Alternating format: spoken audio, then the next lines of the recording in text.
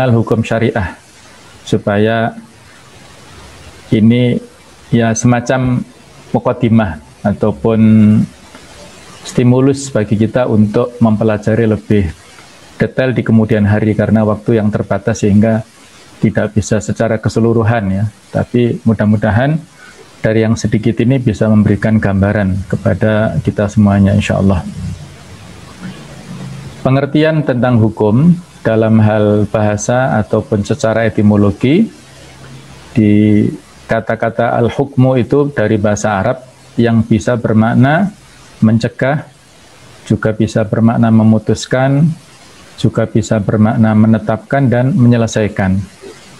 Sedangkan secara terminologi istilah dalam hal ini menurut perspektif ulama usul fikih, bahwa pengertian hukum itu adalah khitabullah, seruan Allah, titah Allah, atau juga redaksi, narasi, perkataan dari Allah Subhanahu wa Ta'ala, al-muta'alliqu bi af'alil mukallafin, yang berkaitan dengan perbuatan-perbuatan para mukallaf, yaitu orang-orang yang sudah terkena hukum-hukum syariah, sudah balik, dia sudah atau berakal, dia tidak ada penghalang dalam hal kemampuannya. Kemudian baik itu iktidaan dalam bentuk tuntutan, au takhyiran ataupun dalam bentuk pilihan, au wada'an ataukah dalam bentuk ketentuan ataupun ketetapan. Itulah yang disebut dengan hukum ataupun khitab Allah, baik itu berisi tuntutan, pilihan ataupun ketentuan. Nah, penjelasan definisi al-hukmu ini, bahwa yang dimaksud dengan khitabullah, seruan Allah, titah Allah adalah semua bentuk dalil-dalil hukum, baik itu Quran, sunnah, maupun ijma' dan qiyas. Inilah 4 sumber hukum yang disepakati oleh ahlus sunnah wal jamaah. Adapun yang di luar 4 ini masih ada lainnya, yaitu yang berbeda pendapat para ulama di dalam sumber hukum yang selain 4 ini. Namun Syekh Abdul Wahab Khalaf, salah seorang pakar usul fikih, berpendapat bahwa yang dimaksud dengan dalil hanya Al-Quran dan Sunnah. Adapun ijma' dan qiyas sebagai metode penyingkapan hukum dari Al-Quran dan Sunnah. Al-Quran dianggap sebagai kalam Allah secara langsung, dan Sunnah sebagai kalam Allah secara tidak langsung. Karena Rasulullah SAW tidak mengucapkan sesuatu di bidang hukum kecuali berdasarkan firman Allah Ta'ala, wahyu dari Allah, seperti di surat An-Najm, wa ma yantiqu 'anil hawa in huwa illa wahyu yuha. Demikian pula dengan ijma' harus mempunyai sandaran kepada Al-Quran dan Sunnah. Ini hanya sudut pandang yang saya kira tidak ada perbedaan yang prinsip sebenarnya. Jadi memang sumber utamanya Al-Quran dan Sunnah, tapi dari Al-Quran dan Sunnah itulah ada penekanan-penekanan yang lainnya seperti ijma', yaitu konsensus, kesepakatan para ulama kaum muslimin sepeninggal Rasulullah SAW dalam persoalan agama. Misalnya kaum muslimin telah bersepakat tentang wajibnya sholat 5 waktu. Itu adalah konsensus, kesepakatan kaum muslimin, yang secara tekstual itu di Al-Quran hanya global wa aqimus sholah saja, kemudian di hadis juga ada, namun ditegaskan ulang dengan ijma' ini. Jadi memang betul yang disampaikan oleh Abdullah Khalaf ini, bahwa harus ada sandaran. Memang kalau tidak ada sandaran maka bukan ijma' juga bukan qiyas ya. Qiyas itu adalah analog, yaitu menganalogkan suatu hukum yang tidak ada di dalam Al-Quran atau Sunnah dengan hukum yang ada dalam hal kesamaan illah atau kesamaan sebabnya. Misalnya kalau dinamika saat ini ada yang namanya narkoba. Bagaimana hukum narkoba itu? Apakah halal ataukah haram? Maka dicarilah dalil yang terdapat dalam Al-Quran atau Sunnah yang mirip dengan aspek atau dengan dampak yang ditimbulkan oleh narkoba ini. Maka ada yang disebut dengan khomer. Khomer itu ada hukumnya haram. Nah, sedangkan kenapa diharamkan? Ada sebab atau illah, yaitu karena memabukkan. Maka yang berkembang saat ini adalah berupa narkoba, hukumnya dikiaskan kepada khomer dalam bab keharaman, karena ada kesamaan dalam bab illah ataupun sebabnya. Nah, kesamaan sebab itulah yang memadukan antara dua persoalan yang berbeda tadi, yang dinamis. Yang dimaksud dengan perbuatan mukallaf adalah perbuatan yang dilakukan oleh manusia dewasa, berakal sehat, termasuk adalah perbuatan hati seperti niat dan perbuatan ucapan seperti ghibah. Jadi memang dalam bab ini yang menjadi domain pembahasan di dalam persoalan fikih itu adalah af'alul mukallafin ini, perbuatan para mukallaf yang terkena beban syariat. Tentunya dia di antara syaratnya dia adalah sudah masuk Islam ya. Kalau masih kafir, maka harus bersyahadat dulu, masuk Islam dulu. Kemudian sudah harus balik, yang dalam hal ini disebut dewasa. Dengan tanda-tandanya laki-laki sama perempuan berbeda. Kemudian dia memiliki akal sehat. Kalau yang tidak punya akal, ataupun yang gila juga tidak terkena. Nah, juga dia adalah orang yang merdeka, bukan seorang budak atau hamba sahaya. Itu hukumnya berbeda nanti. Nah, termasuk dalam hal ini adalah dalam hal niat serta perbuatan ucapan. Kalau niat ini memang tidak nampak secara zahir, namun dalam hal ini Allah Maha tahu dengan niat seseorang. Ketika misalnya ada seorang suami mengatakan kepada istrinya, kamu pulang ke rumah orang tuamu sana. Nah, itu disebut perkataan yang ghairu sharih, yang tidak jelas, yang multi interpretasi. Pulangnya itu apakah untuk mengambil sembako atau silaturahim, ataukah pulangnya itu dalam rangka tertalak si istri itu, maka yang lebih tahu dengan maksud tujuannya adalah si suami itu. Konsekuensi hukum yang berlaku itu adalah mengikuti niat daripada si suami. Maqasidul lafzi ala niyatil lafid. Tujuan daripada lafaz itu adalah mengikuti niat orang yang melakukannya. Kalau tujuannya untuk talak, maka jatuhlah satu kali talak. Kalau tujuannya bukan untuk itu, maka tidak jatuh. Berbeda dengan kalau ucapannya itu sharih. Sharih itu jelas, tidak ada pemahaman lain. Misalnya seorang suami dengan emosinya ketika bertengkar dengan istri, aku ceraikan atau aku pisah misalnya. Walaupun tidak ada maksud, tidak ada niat kesungguhan, hanya sekedar ungkapan emosi, tapi tetap jatuh yang namanya talak itu, karena dia mengatakan sebuah kata ataupun kalimat yang tidak memiliki maksud lain kecuali pertalakan atau perceraian itu. Nah, kalaupun misalnya dalam hatinya niatnya, saya hanya untuk mengancam saja, nah nggak bisa ya. Jadi itu berbeda antara kata-kata yang jelas, yang sharih dengan yang ghairu sharih tadi. Nah, itu ada konsekuensi semuanya. Nah, kemudian hukum Islam itu juga bisa dalam pemahaman yang lain, seperangkat aturan yang dibuat oleh Allah Subhanahu wa taala untuk mengatur manusia.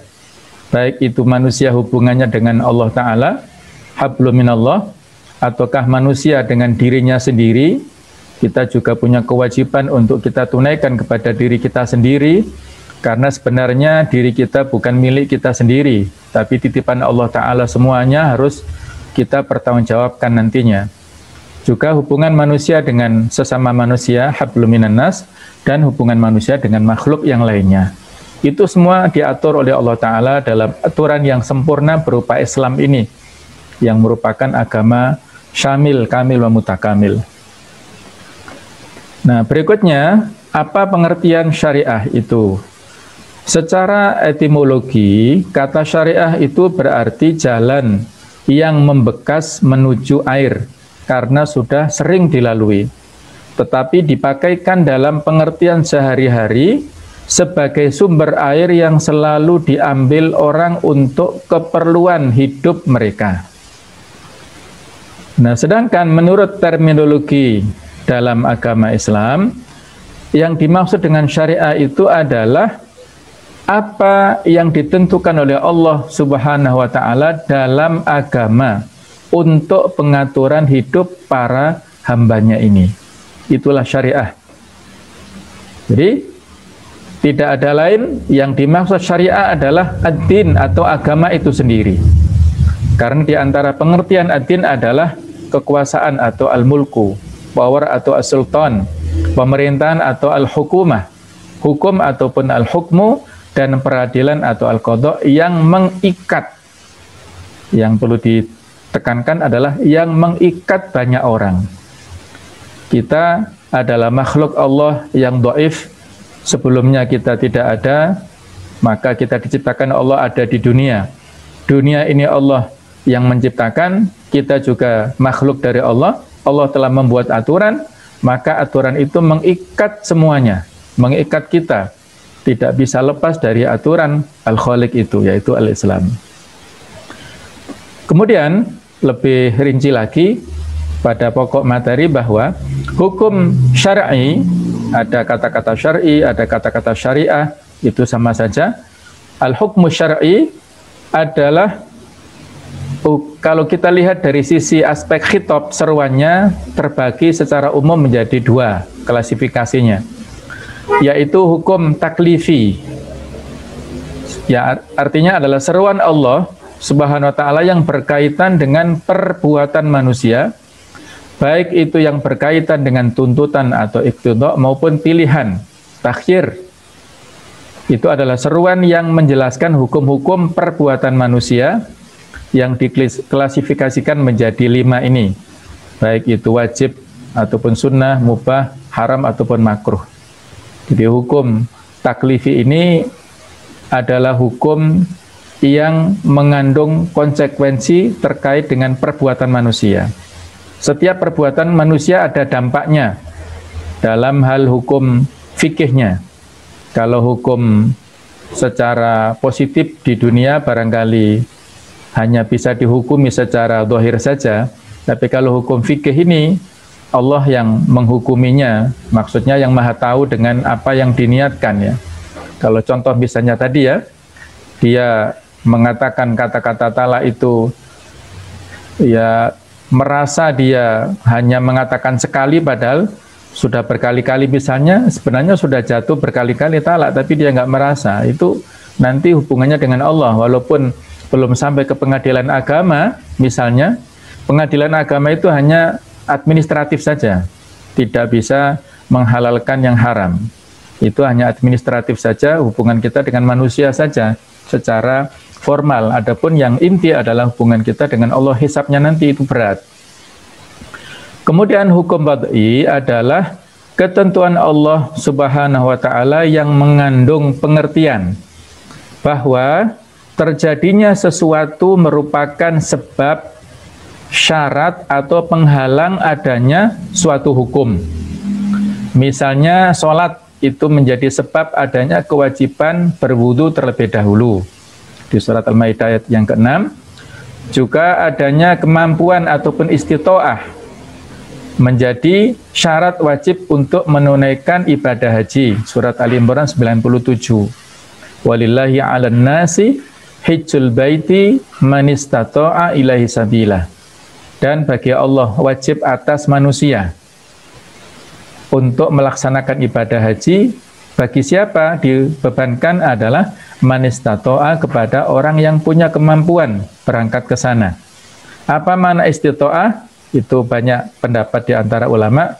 Di antaranya adalah azad warrohilah, yaitu bekal dan kendaraan. Bekal dia punya uang, punya ongkos untuk naik ke sana, serta arrohilah kendaraan yang mengantarkan ke sana, juga dalam hal situasi kondisi seperti haji tahun kemarin, walaupun sudah terdaftar, tapi karena dzuruf ataupun kondisinya tidak memungkinkan, ya tidak bisa berangkat. Jadi di sini ayatnya, walaupun kata-kata alan nasi, barangkali ada pertanyaan, itu kalimat di ayat itu kan kepada seluruh manusia, berarti dibebankan kepada orang kafir juga. Nah, ini dalam sudut pandang khitab ataupun redaksi di usul fikih adalah termasuk al-am yuradu bihal khos. Kata-kata umum yang dimaksudkan khusus. Khusus untuk siapa? Ya khusus untuk orang mukmin. Orang mukmin bukan sembarang orang, tapi yang punya istitoah tadi. Itu adalah merupakan hukum wad'i, yaitu sebab dan syarat. Kalau sebab tadi contohnya yang pertama tadi tentang masalah keberadaan sholat menjadi sebab wajibnya kita berwudu. Jadi wudu ini kalau untuk sholat hukumnya wajib. Tapi kalau wudu untuk tidur misalnya, ya hukumnya sunnah. Kalau wudu untuk tilawatul Quran, hukumnya ada perbedaan ulama. Sedangkan kaidahnya mengatakan al-wasailu laha ahkamul ghayah. Sarana itu mengikuti hukum tujuannya. Kalau tujuannya wajib, sarana wajib. Kalau tujuannya haram, sarananya juga menjadi haram. Kalau tujuannya sunnah, sarananya juga menjadi sunnah. Jadi saling terkait di sini. Adapun contoh dalam hal mani' penghalang adalah dalam hal perbedaan agama antara pewaris dan ahli waris. Itu menjadi penghalang dalam hal pembagian harta waris. La yarithu al-qatilul muslima walal muslim al-kafir. Seorang yang membunuh bukan pembunuh, tapi seorang yang berbeda agama, muslim tidak bisa mewarisi orang kafir, dan begitu pula sebaliknya. Juga sama, membunuh juga tidak boleh ya. La yarithu al-qatilu al-maktul. Seorang yang membunuh tidak bisa mewarisi harta dari orang yang dibunuh. Jadi asalnya dia mendapat harta waris, tapi karena dia melakukan pelanggaran, yaitu perbedaan agama ataupun dalam kasus pembunuhan tadi, maka itulah yang menjadi penghalang ataupun hukum wad'i, ketentuan, ketetapan Allah Ta'ala tadi. Ini secara umum klasifikasi aqsamul hukmi, ada al-hukmu taklifi, yaitu 5, al-wujub, an-nadbu, wajib, kemudian juga sunnah, al-ibaha, mubah, al-karoha, makruh, al-hurmah, yaitu haram. Yang mana 5 hukum ini sebenarnya hukum yang berkembang pada abad 2 atau 3 Hijriyah, sesudah ada disiplin ilmu usul fikih. Ulama yang atau yang mengawali ilmu usul fikih adalah Imam Syafi'i dalam kitab Ar-Risalah itu. Walaupun sebelumnya ada Abu Yusuf atau yang lain, tapi yang lebih terkenal disandarkan muassis atau yang mengawali disiplin ilmu usul fikih itu Imam Syafi'i itu. Itu baru ada 5 ini. Sebelumnya pada masa sahabat itu belum ada klasifikasi hukum seperti ini. Pada masa sahabat itu serta masa sahabat, masa turunnya risalah maksudnya, itu hanya ada perintah dan larangan. Ketika ada perintah kepada para sahabat untuk berangkat berjihad misalnya, tidak ada yang bertanya, ya Rasulullah, kira-kira perang ini wajib atau sunnah? Enggak ada ya. Ketika ada larangan misalnya khamr, minum khamr itu ada larangan, walaupun itu bertahap misalnya, itu juga tidak ada yang menanyakan, ya Rasulullah, kira-kira larangan khamr ini haram atau makruh. Nah, itu enggak ada. Mereka sami'na wa ata'na, langsung mendengar dan mentaatinya. Itulah sebuah respon yang sangat tegas dari para sahabat dulu.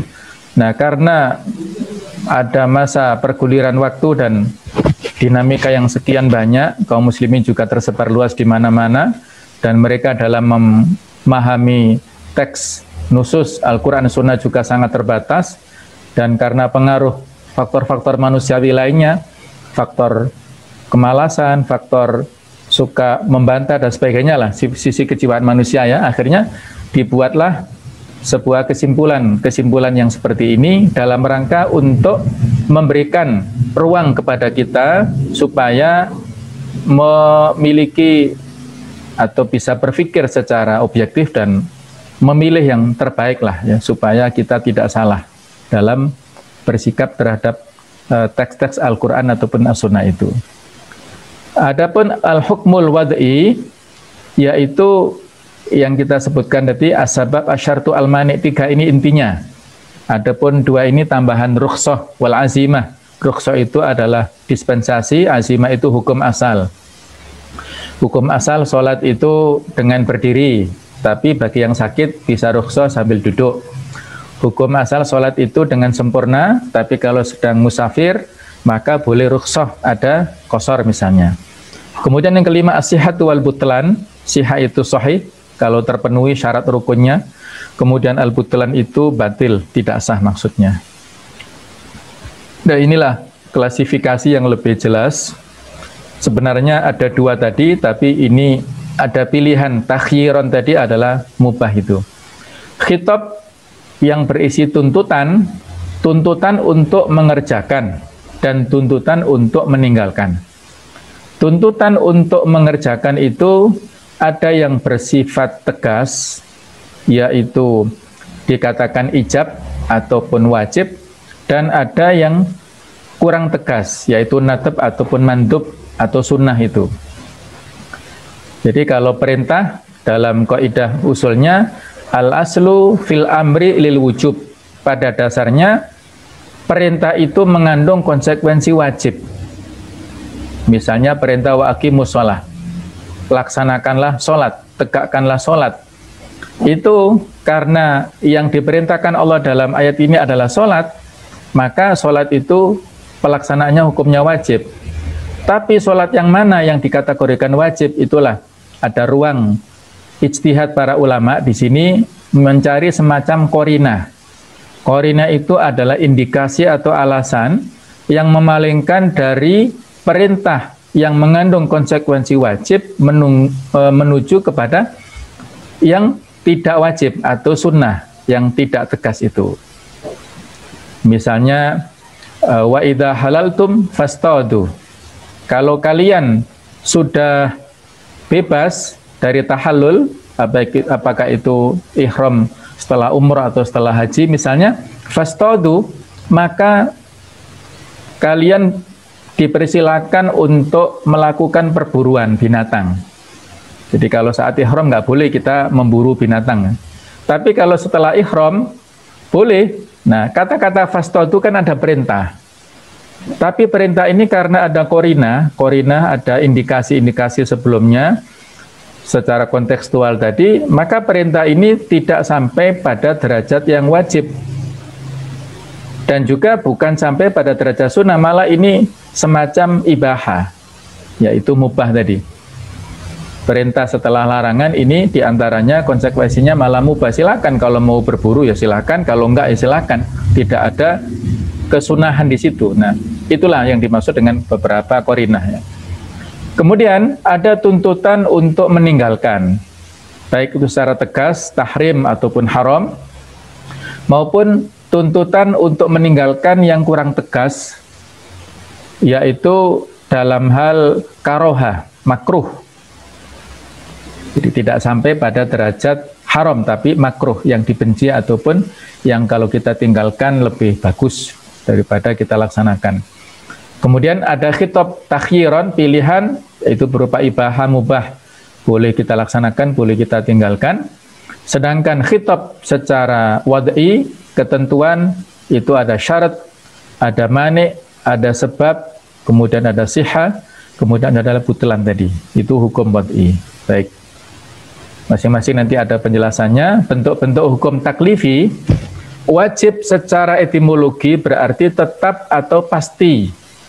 Sedangkan secara terminologi adalah sesuatu yang diperintahkan Allah dan Rasulnya untuk dilaksanakan oleh mukallaf. Jika dilaksanakan mendapat pahala, sebaliknya jika tidak dilaksanakan diancam dengan dosa. Ya, misalnya sholat 5 waktu hukumnya wajib, puasa Ramadan hukumnya wajib, haji tadi hukumnya wajib, tapi ada persyaratan yaitu berupa istitoah tadi, dan lainnya banyak sekali.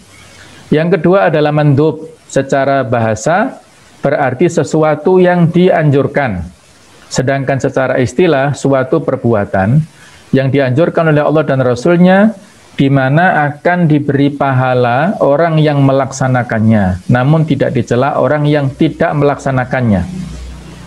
Mantub atau natub ini disebut juga sunnah, juga disebut nafilah, mustahab, tatawu, ihsan, dan fadilah, dan lain-lainnya. Ini nama lain dari mantub, ya, seperti sholat duha misalnya, ataupun sholat qiyamul lail, dan lain sebagainya. Memang diperintahkan, tetapi tidak sampai pada derajat wajib. Misalnya Abu Hurairah pernah mengatakan, "Awsani khalili," Rasulullah pernah memberikan wasiat kepadaku untuk berpuasa, di antaranya ya pada setiap bulan 3 hari misalnya.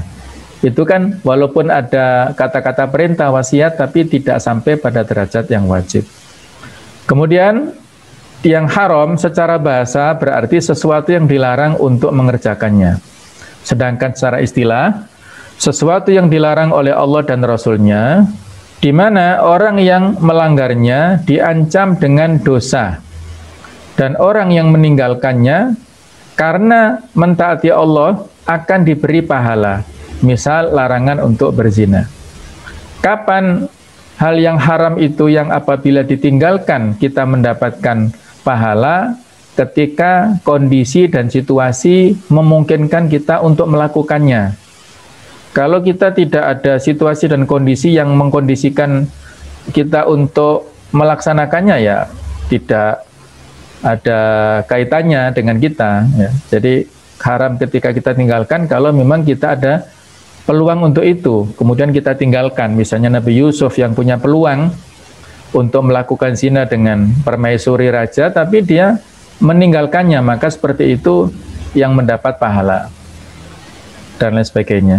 Kemudian makruh secara bahasa berarti sesuatu yang dibenci, sedangkan secara istilah sesuatu yang dianjurkan syariat untuk meninggalkannya, di mana jika ditinggalkan akan mendapat pujian dan pahala, dan jika dilanggar tidak berdosa. Misalnya dalam mazhab Hambali itu makruh berkumur-kumur dan memasukkan air ke hidung secara berlebihan ketika wudhu di siang hari Ramadan, karena dikhawatirkan air yang masuk ke mulut atau ke hidung ini bisa masuk ke perut dan bisa membatalkan puasanya, maka ini dimakruhkan. Itu versi mazhab Hambali.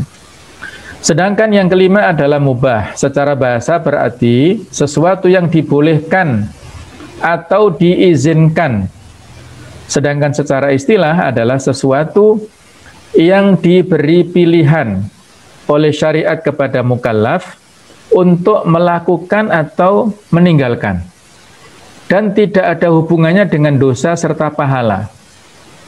Ini contoh misalnya kasus tadi, kembali kepada hubungan suami istri, ada percekcokan antara suami istri, maka boleh atau mubah bagi istri membayar sejumlah uang kepada suami dan meminta suami untuk menceraikannya. Ini yang disebut dengan gugat cerai, atau istilah dalam fikih adalah khulu, ya.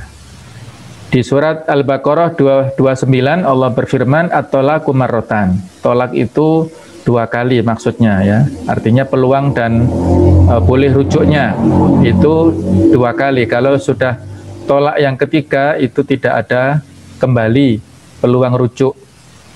Kalau tolak yang pertama dan kedua namanya tolak rojai, ada peluang untuk rujuk pada masa iddah. Kalau tolak yang ketiga itu tolak bain, tidak ada peluang rujuk kecuali si wanita, mantan istrinya itu menikah dengan laki-laki lain tanpa rekayasa, kemudian laki-laki itu menceraikannya, baru boleh menikah dengan suami pertamanya. Fa imsakum bi ma'ruf au tasrihum bi ihsan.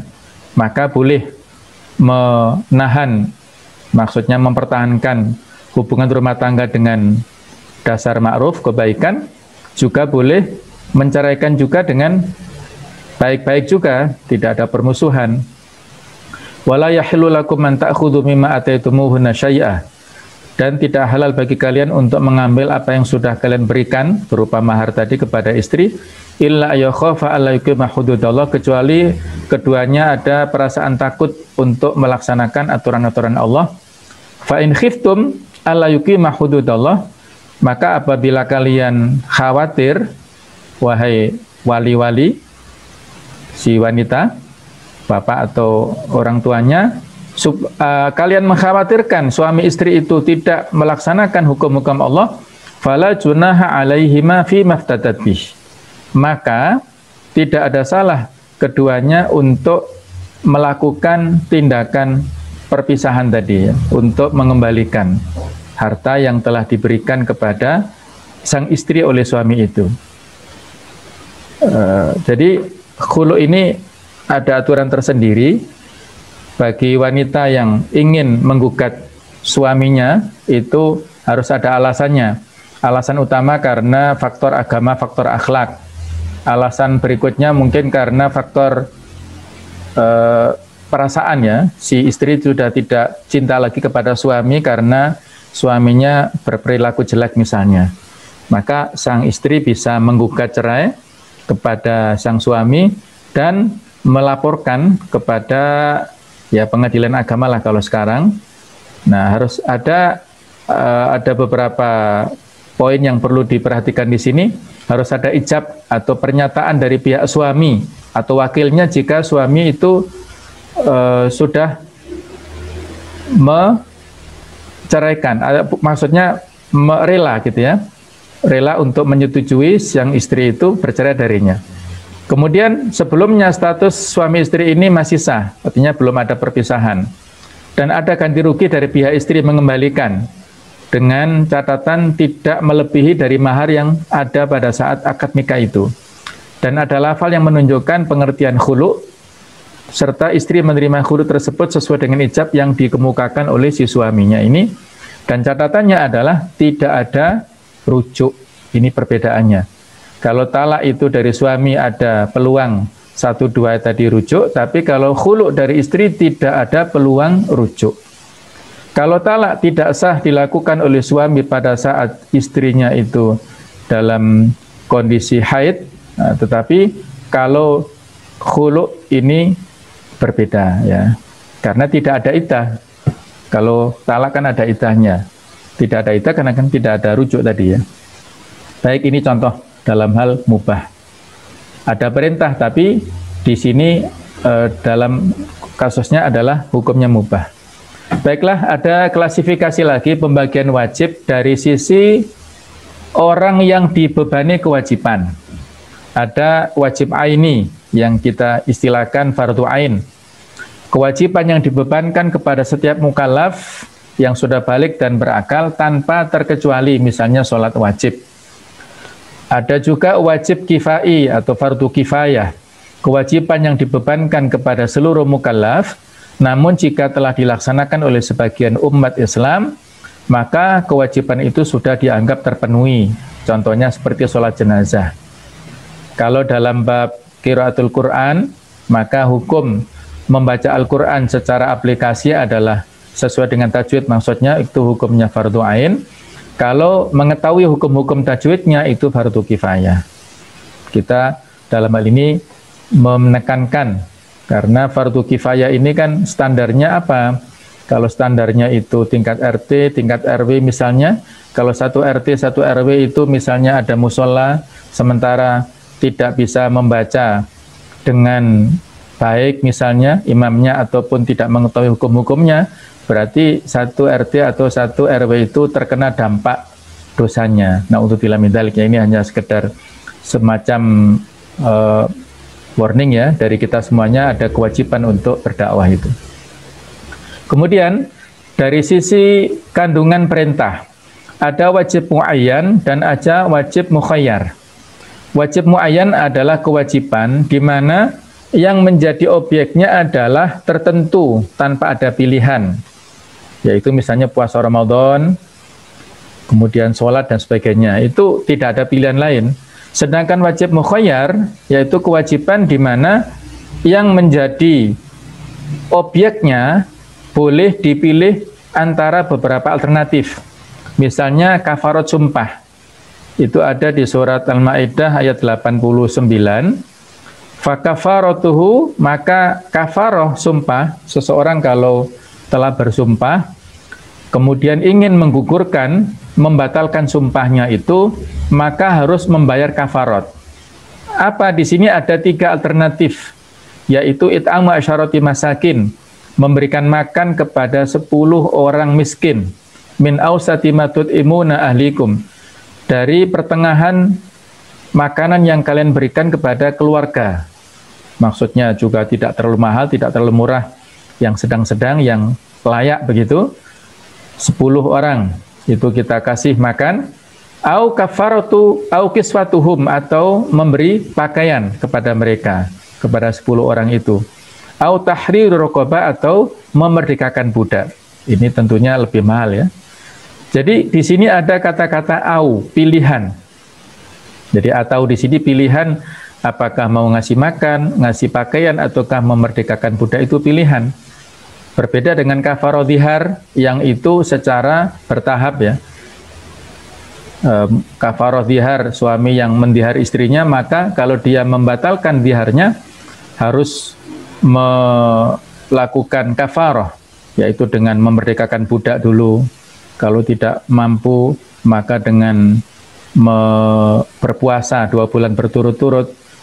Kemudian kalau tidak mampu, maka bisa dengan memberi makan kepada fakir miskin. Nah, itu di surat Al-Mujadilah ada ketentuan tentang masalah dhihar.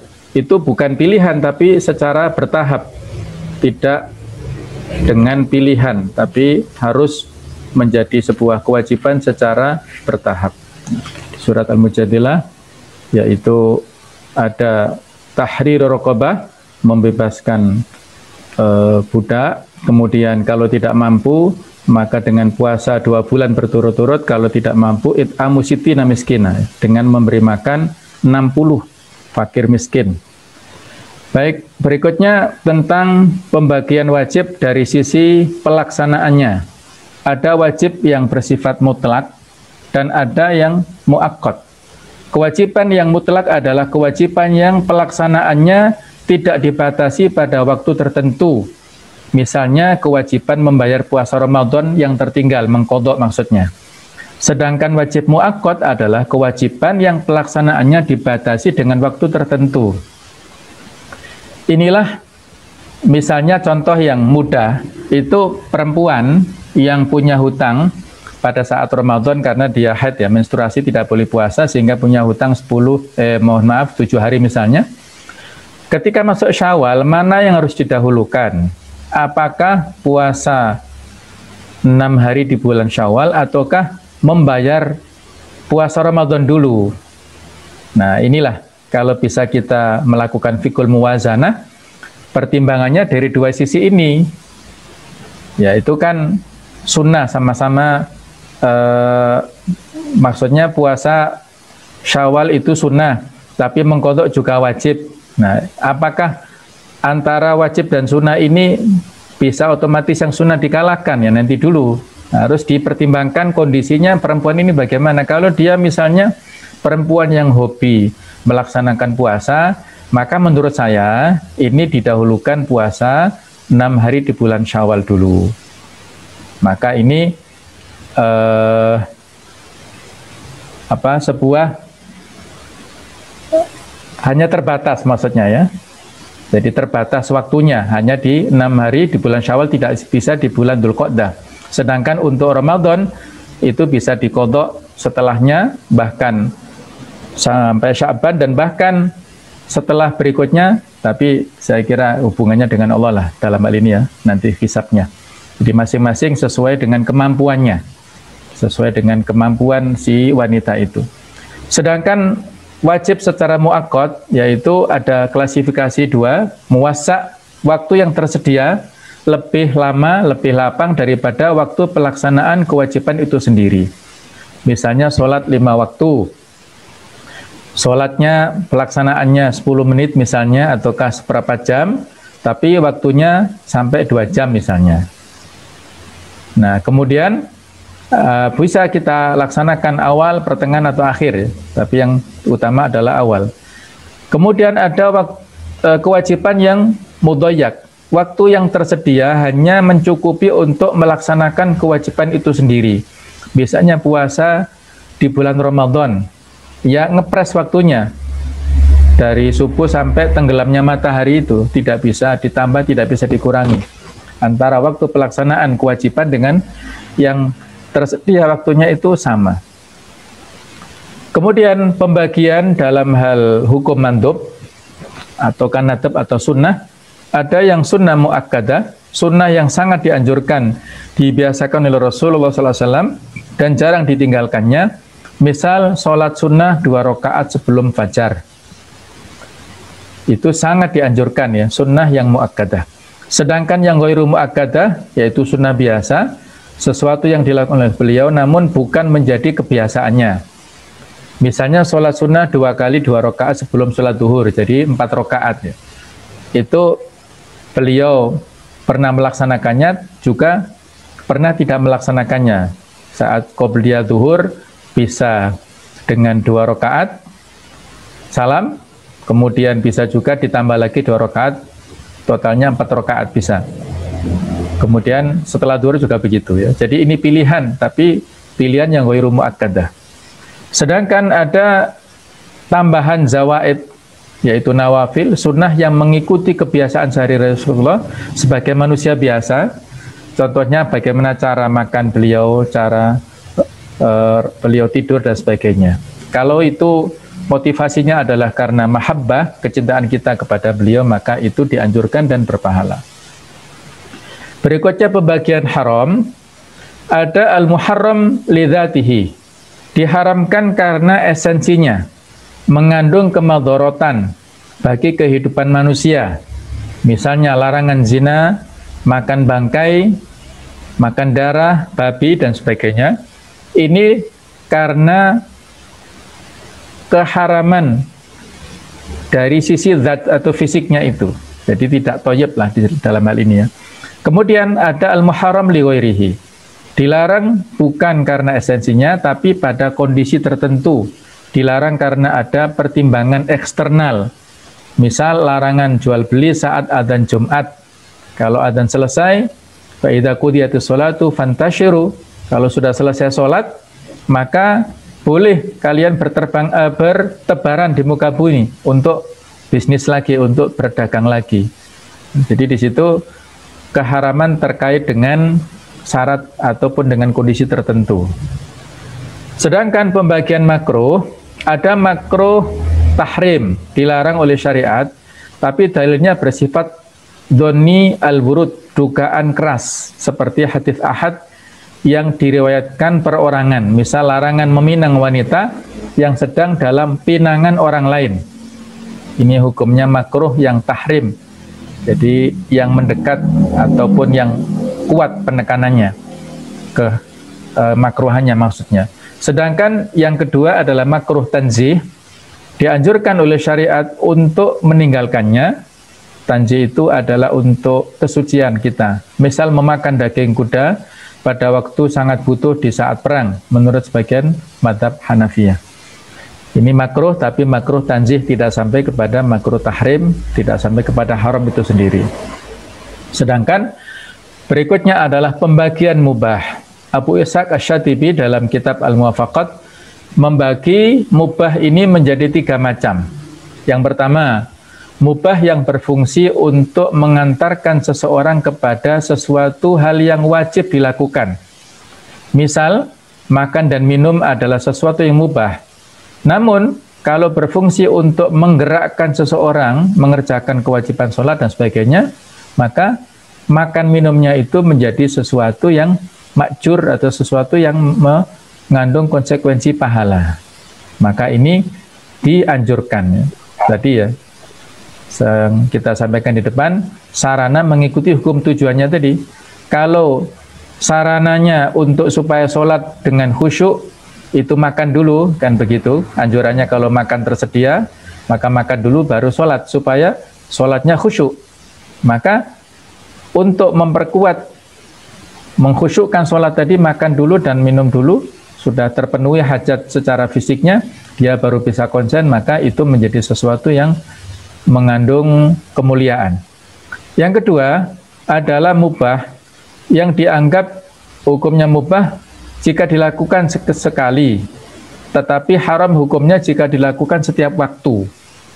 Misal bermain dan mendengar musik, ini memang hukumnya khilafiyah. Nah, jika menghabiskan waktu hanya untuk bermain dan bermusik, maka menjadi haram. Atau misalnya ya hukum main catur lah, ini juga ada khilafiyah di antara ulama. Ada yang mengatakan boleh, ada yang mengatakan makruh, tapi tidak sampai mengatakan haram. Tapi kalau berlebihan, sepanjang hari bermain catur misalnya, maka ini menjadi haram. Bisa menghilangkan waktu-waktu afdal kita untuk tujuan yang nggak jelas.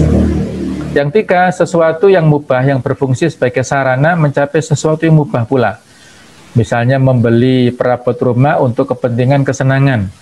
Ya silahkan, kalau itu untuk kebutuhan. Tapi kalau untuk bermegah-megahan, misalnya dia sudah berlebihan dalam hal itu, yang sehingga ada unsur-unsur yang lain, menjadi haram juga. Jadi inilah 3 klasifikasi, dikembalikan kepada kondisi kita masing-masing. Berikutnya adalah pembagian hukum wad'i, tadi sudah kita singgung, ini untuk memperjelas. Sebab adalah secara bahasa berarti sesuatu yang bisa menyampaikan seseorang kepada sesuatu yang lainnya. Sedangkan secara istilah, sebab yaitu sesuatu yang dijadikan oleh syariat sebagai tanda bagi adanya hukum, dan tidak adanya sebab sebagai tanda bagi tidak adanya hukum. Misalnya tadi sudah kita contohkan, adanya sholat itu sebab diwajibkannya wudhu. Kalau tidak ada sholat, maka tidak wajib tadi. Sehingga ada perlu definitif ya, kita kira-kira wudhunya untuk apa. Misalnya sekedar contoh, kita berwudhu untuk tidur, misalnya kan hukumnya sunnah. Ternyata tiba-tiba kita ingin sholat 2 rakaat, kira-kira wudhunya sah atau enggak itu. Nah itu sekedar untuk bahan pertimbangan ya. Yang penting harus jelas dulu tujuan sejak awalnya. Kemudian syarat secara bahasa berarti sesuatu yang menghendaki adanya sesuatu yang lain atau sebagai tanda. Sedangkan secara istilah syarat yaitu sesuatu yang tergantung kepadanya ada sesuatu yang lain dan berada di luar hakikat sesuatu itu. Kemudian mani secara bahasa berarti penghalang dari sesuatu. Secara istilah maksudnya adalah sesuatu yang ditetapkan syariat sebagai penghalang bagi adanya hukum atau penghalang bagi berfungsinya suatu sebab. Pembagian sebab ini ada 2, yaitu sebab yang bukan merupakan perbuatan mukallaf dan berada di luar kemampuannya. Namun sebab itu mempunyai hubungan dengan hukum taklifi, karena syariat telah menjadikannya sebagai alasan bagi adanya suatu kewajiban yang harus dilaksanakan oleh mukallaf. Misalnya, tergelincirnya matahari menjadi sebab alasan bagi datangnya waktu sholat zuhur. Jadi kalau sudah matahari tergelincir, bahasa fikihnya adalah sudah zawal ya. Waktu zawal itu tergelincir, berarti sudah masuk waktu zuhur. Kalau sebelumnya, ya boleh sholat. Masuknya awal bulan Ramadan menjadi sebab bagi kewajiban puasa Ramadan dengan terlihatnya hilal. Jadi itu di luar kemampuan si mukallaf itu, faktor eksternal di sini berarti. Yang kedua, sebab yang merupakan perbuatan mukallaf dan dalam batasan kemampuannya, faktor internal. Misal ada perjalanan atau safar menjadi sebab bagi bolehnya berbuka puasa di siang Ramadan. Akad jual beli menjadi sebab bagi perpindahan hak milik dari penjual kepada pembeli. Kalau contoh dalam hal boleh berbuka ini, misalnya ada kasus suami istri, misalnya mohon maaf sekedar contoh, dia mukim sebenarnya, ya, misalnya orang Malang, suami istri ini tinggal di Malang, terus ternyata ada kasus ya di siang hari Ramadan ingin berjumbu misalnya, terus kan nggak boleh di siang Ramadan. Akhirnya keduanya memutuskan untuk berangkat keluar kota ke Surabaya misalnya. Nah, bolehkah hukum seperti itu? Nah, ini ada khilafiyah ya, tapi dikembalikan kepada niatnya. Niatnya keluar dari kota itu untuk melakukan safar untuk apa? Itu harus didefinitifkan dulu. Nah, jadi memang ada khilafiyah dalam hal itu ya. Berikutnya tentang pembagian syarat. Ada syarat syar'i, yaitu syarat yang datang langsung dari syariat itu sendiri. Misalnya keadaan rusyd, kemampuan mengelola pembelanjaan sehingga tidak menjadi mubadzir bagi anak yatim. Itu disebut syarat syar'i. Kemudian ada syarat ja'li, yaitu syarat yang datang dari kemauan orang mukallaf itu sendiri. Misal seorang suami berkata kepada istri, jika engkau memasuki rumah si fulan, maka jatuhlah talakmu 1. Jadi dia kan punya pilihan. Apakah memasuki rumah itu sehingga jatuh talak atau tidak memasukinya? Itu dia punya pilihan di sini. Dia bisa memilih. Tapi kalau syar'i ini di luar kemampuannya tadi ya. Syarat yang di luar maksudnya yang tidak punya pilihan. Di sini kondisi anak yatim, kalau dia punya kemampuan mengelola, sudah punya manajerial yang bagus, sehingga harta yang warisan itu dia tidak belanjakan dengan foya-foya, ya dia manage dengan baik sehingga berkembang, baru boleh diberikan kepada dia. Kalau tidak ada itu maka tidak boleh. Kemudian pembagian mani', penghalang adalah mani'ul hukum, sesuatu yang ditetapkan syariat sebagai penghalang bagi adanya hukum. Misal haid wanita sebagai penghalang sholat. Nah, jadi haid wanita sebagai penghalang sholat tidak boleh ya, bahkan haram hukumnya. Sedangkan mani'ul asbab, yaitu sesuatu yang ditetapkan syariat sebagai penghalang bagi berfungsinya suatu sebab, sehingga sebab itu tidak lagi mempunyai akibat hukum. Contohnya batas nisab menjadi sebab wajibnya zakat. Nah, itulah disebut mani'ul asbab. Kalau tidak sampai nisabnya maka tidak ada kewajiban zakat itu. Baik, ini tambahan tentang istilah perbedaan syariat dan fikih. Syariat identik dengan wahyu Allah, sedangkan fikih adalah produk fuqaha atau mujtahid.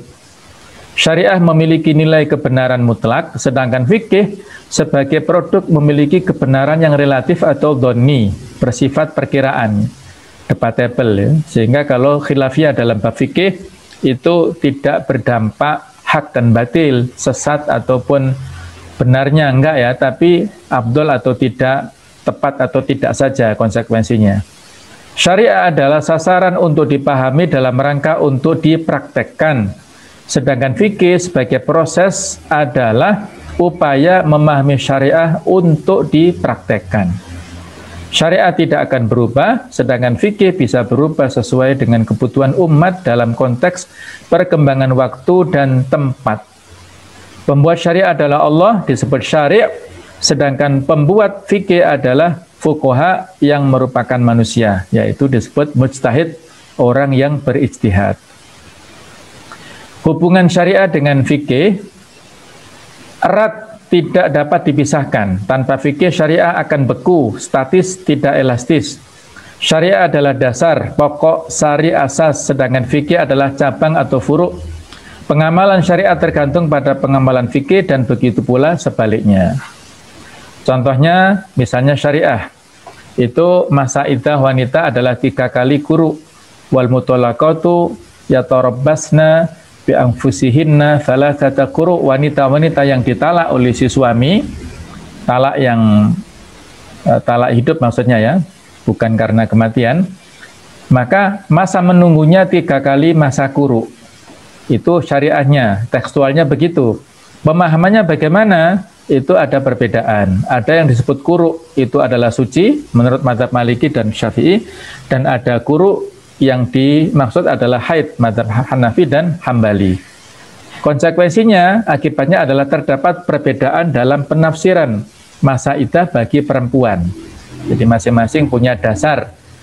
Kalau menurut madhab Maliki dan Syafi'i ini disebut suci ya. Jadi quru adalah lebih kepada masa suci, sedangkan kalau madhab Hanafi ini dan Hambali adalah bermakna haid. Ada kemiripan walaupun tidak sama ya. Ya kurang lebih 3 bulan itu. Ini kesimpulannya atau tambahan yang lainnya, pembagian syariah Islam ada al-asliyah yaitu dalam bab al-i'tiqadiyah, akidah-akidah. Juga ada al-far'iyah yang bersifat al-amaliyah, praktis, aplikatif berupa ibadah dan al-muamalah. Juga dalam hukum itu ada yang bersifat as-sabit al-mutaghayyir, hal yang baku dan yang berubah.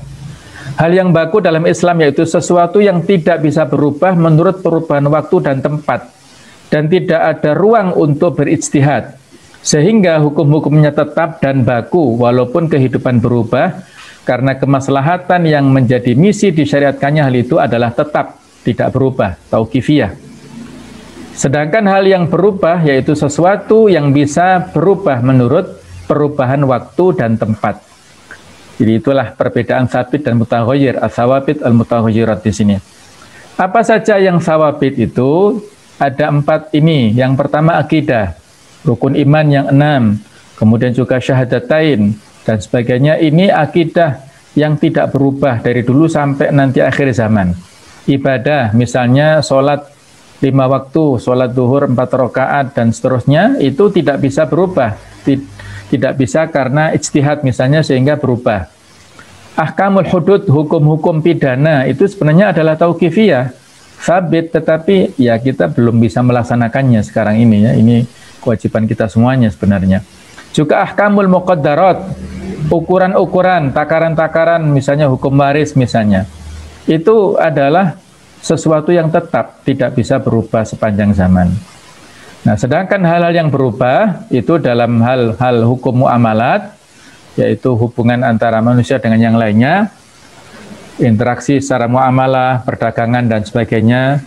Kemudian ahkam dusturiyah, hukum perundang-undangan, surat Asy-Syura 38, itu adalah hukum perundang-undangan yang disesuaikan dengan kondisi kita. Sehingga dalam hal ini wa amruhum syura bainahum ya. Jadi syura itulah yang menjadi landasannya. Maslahatnya apa? Kemudian kon al-uqubat, aturan-aturan sanksi. Selama tidak menabrak aturan yang sudah baku, maka boleh saja pelanggaran lalu lintas. Kalau kita itu misalnya diatur harus lewat kiri ya, kalau di Arab kan kanan. Nah, tidak boleh karena kita saking misalnya berkiblat ke Arab sana, maka berjalan kendaraan di sini sebelah kanan, ditilang ternyata ya kita nggak boleh menabrak aturan yang sudah dibuat di sini.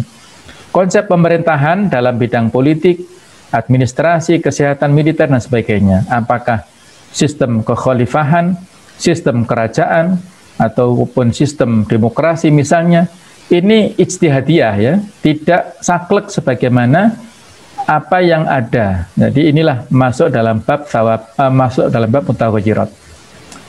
Baik, saya kira itu untuk kesempatan kali ini. Mohon maaf atas segala kekhilafan, mudah-mudahan ada manfaatnya, dan kurang lebihnya mohon maaf seikhlas-ikhlasnya. Aku luka astaghfirullah. Allahumma fiq ila aqmid. Wassalamualaikum warahmatullahi wabarakatuh.